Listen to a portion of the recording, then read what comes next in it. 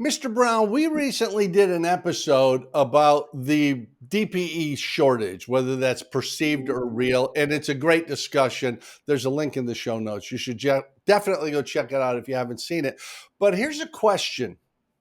Is your CFI contributing to the DPE shortage problem? Or how do you make sure that doesn't happen? One of the questions I get a lot, Pat, is how do I make sure I've got a good CFI? And I think one of the questions you ought to ask when you have that first meeting, and hopefully sit down for a Coke or a coffee and have a chat. It's not rush for the credit card and sign up.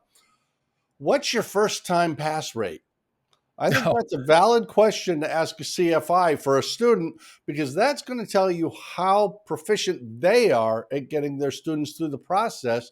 And I bring this up because, let's see, over the last year, 1 year, 50,000 check rides didn't happen because the applicant wasn't prepared.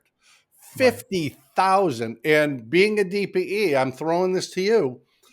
Whether that check ride goes full span to a completion, a successful completion, or whether it fails out at any point in, DPEs have a significant commitment in time and effort because of their own record keeping.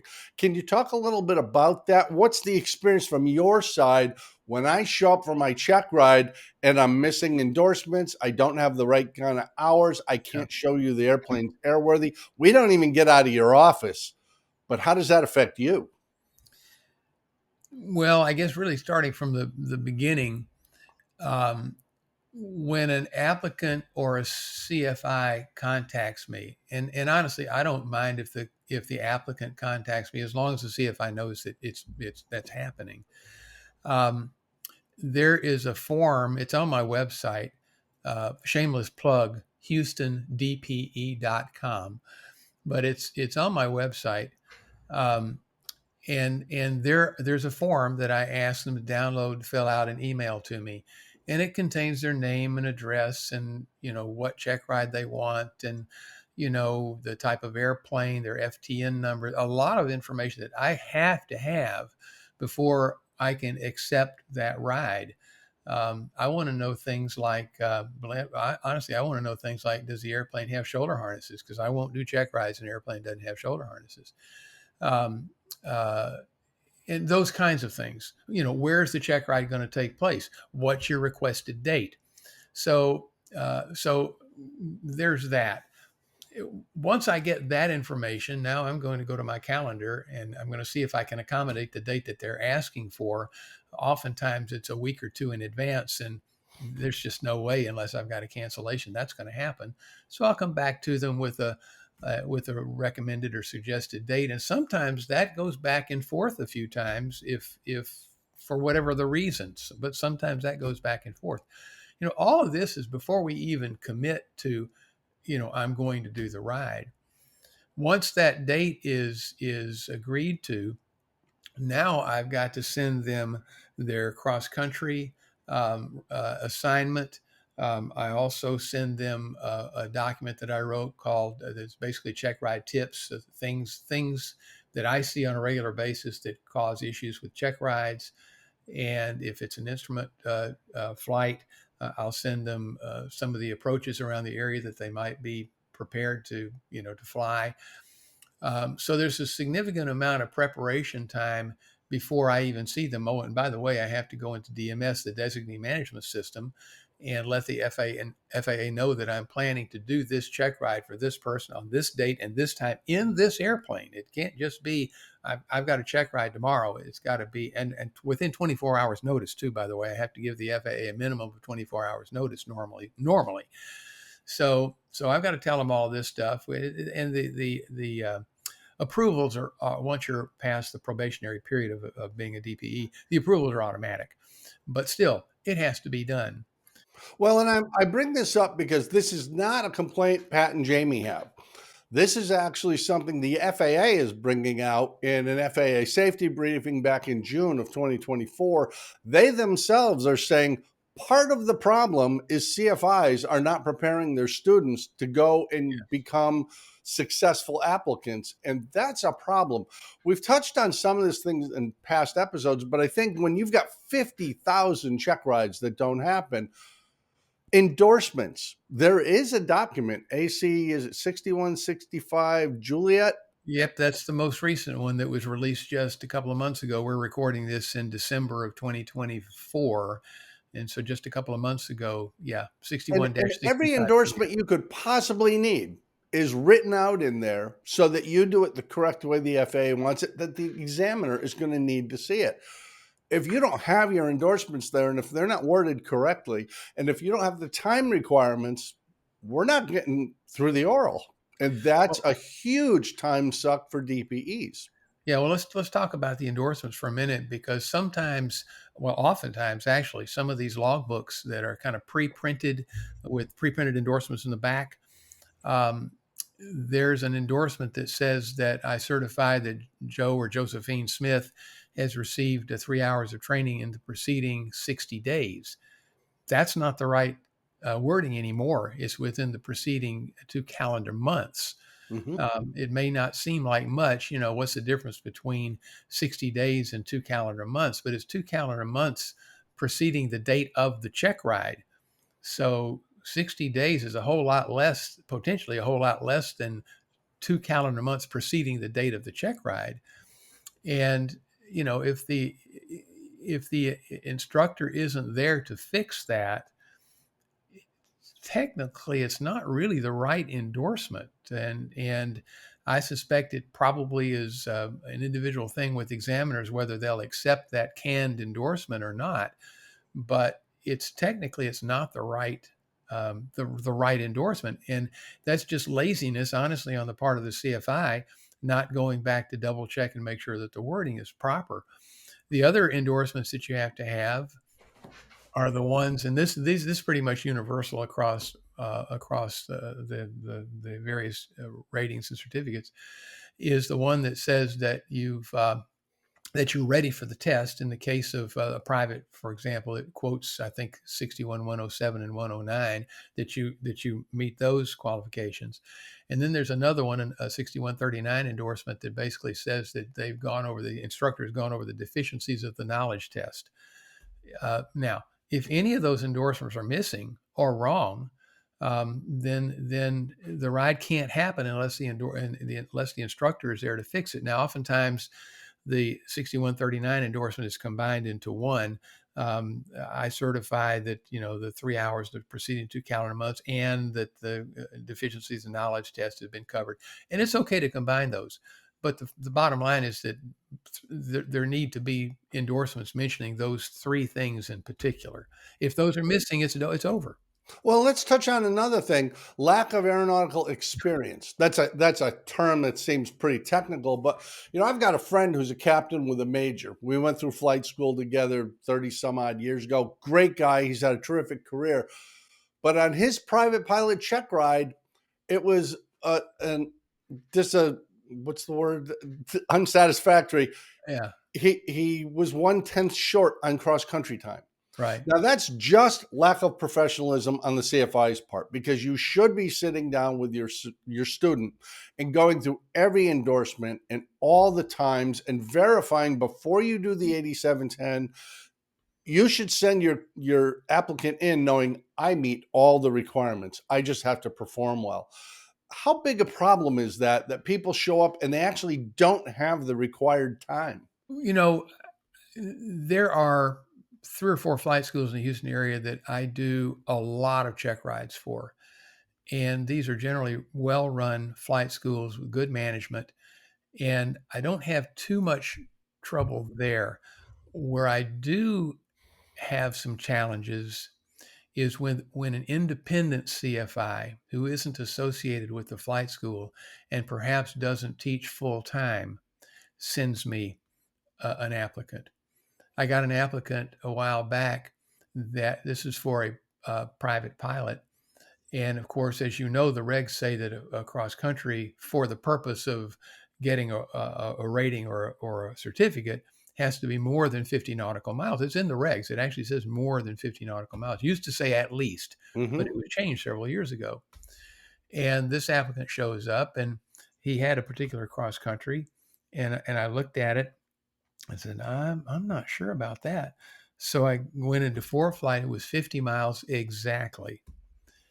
All right. Well, let's get out the paper chart, and get out the handy dandy plotter, and let's put the plotter on it. See what the plotter says. There was no way I could move that plotter and honestly be able to say this is 50.1 or 50.2 nautical miles. So sadly, the individual had to go back and do that again. I had one just a couple of weeks ago where somebody tried to, this is for a commercial certificate. I'm trying to remember exactly what the details were, but he tried to use second in command time in a citation. And by the way, he's not typed in a citation, and he doesn't have a multi-engine rating. Oh, that makes it tougher. Yeah, but he tried to use some a night cross country as a part of the night cross country requirement, dual cross country requirements for the commercial certificate. Sorry, and this really does fall directly back on the flight instructor, who was a part-time flight instructor, career guy, doing other things, not even aviation oriented. And again, there's nothing wrong with being a part-time flight instructor who has a career in an entirely unrelated field. Not at all. Some of those guys are, and girls, gals, are really good, but some of them who just don't teach very much, and boy, that can be an issue. And you talk about aeronautical experience. The other there's two real gotchas in the commercial realm of things. 61.129 is the commercial requirements, and 129 A3I is the one that talks about 10 hours of instrument time with a view limiting device. And oftentimes, especially part-time instructors, think that, well, the guy's got his instrument rating, he's fine. Well, no, not necessarily. If you look at the Hartzell interpretation, and we can put that link in the show notes as well, the Hartzell interpretation clearly says not necessarily. So there are four specific elements that 61.129 mentions. And if we don't have at least 10 hours during their instrument training that mention a total of 10 hours that mention those four elements, the ride's not going to happen. Let's talk about on a slightly different topic, but to illustrate the severity of this, the airworthiness of the aircraft. I Yeah. had a flight school owner once that very much wanted me to do instruction with some of their students in an aircraft, and finally I got some time in my schedule to go down, and I start doing pre-flight on the airplane. There's no weight and balance information in the airplane. Somebody Yeah. had removed it during the annual, didn't put it back in. Well, the airplane's not legal. I can't fly it. The flight school owner was embarrassed, and I'm not naming names or anything, but that's the kind of thing. If I show up for my check ride with you and you go through that airworthiness part and we don't have the weight and balance information, if the airworthiness certificate isn't in the aircraft, if something's not there that's supposed to be there, and we're not even talking about physical damage to the aircraft, we're just talking about paperwork, that check ride can't happen because that airplane's not legal. Well, that's true, and you also get into the maintenance records. If the airplane is used for flight instruction, it requires a 100-hour. There have been times where the airplane has exceeded its 100-hour requirement. Now, here's an interesting aside to that. A check ride is not considered as being an airplane for hire because they're not paying me for flight instruction. Mm-hmm. So technically, you can show up at a check ride with an airplane that's outside of the 100-hour requirement, and the airplane is perfectly legal to do that. It is up to the inspector's, the examiner's discretion whether or not he or she gets into that airplane or not. And I have to tell you that if I see an airplane, especially one I'm not familiar with, that is out of its 100-hour requirement, I'm probably not going to get into it. So I that's an can't blame you. that's an issue. But the same thing about the pedostatic transponder test, is the ELT been serviced? I mean, all of these things that we have to go through and look at before we even get in the airplane, all of those things can scuttle the check ride right now. Hmm.